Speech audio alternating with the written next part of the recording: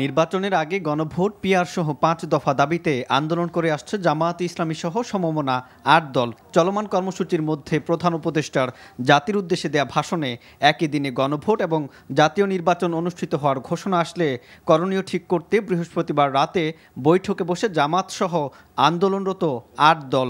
আনুষ্ঠানিক প্রতিক্রিয়া জানাতে শুক্রবার সকালে তাদের এই যৌথ সংবাদ সম্মেলন। এ সময় জামাতের নায়েবে আমির আব্দুল্লাহ মোহাম্মদ তাহের অভিযোগ করেন, একটি দলের স্বার্থে সংস্কারে ব্যাপক পরিবর্তন এনেছে সরকার। এই সরকারের পক্ষে সুষ্ঠু নির্বাচন দেয়া সম্ভব নয় বলেও মন্তব্য করেন তিনি। একটি দলের সাথে ব্যাপক কম্প্রোমাইজ করে জনগণের স্বার্থ নয়, একটি বিশেষ দলের স্বার্থেই অনেক পরিবর্তন এনে তার ভাষণ দিয়েছেন।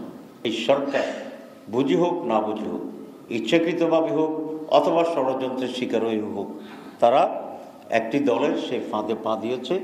৩ উপদেষ্টা সরকারকে ভুল বুঝিয়ে নির্বাচন বানচালে ষড়যন্ত্র করছে জানিয়ে তাদের অপসারণের দাবি তুলে জামাতসহ ৮ দল। প্রধান উপদেষ্টার কাছে তাদের নাম জমা দেওয়া হবে বলেও জানান তিনি। গণভোট এবং নির্বাচন একই দিনে হলে সংস্কারে হ্যাঁ এবং না বিষয়টি গুরুত্বহীন হয়ে পড়বে বলেও মন্তব্য করেন জামায়াতের এই শীর্ষ নেতা।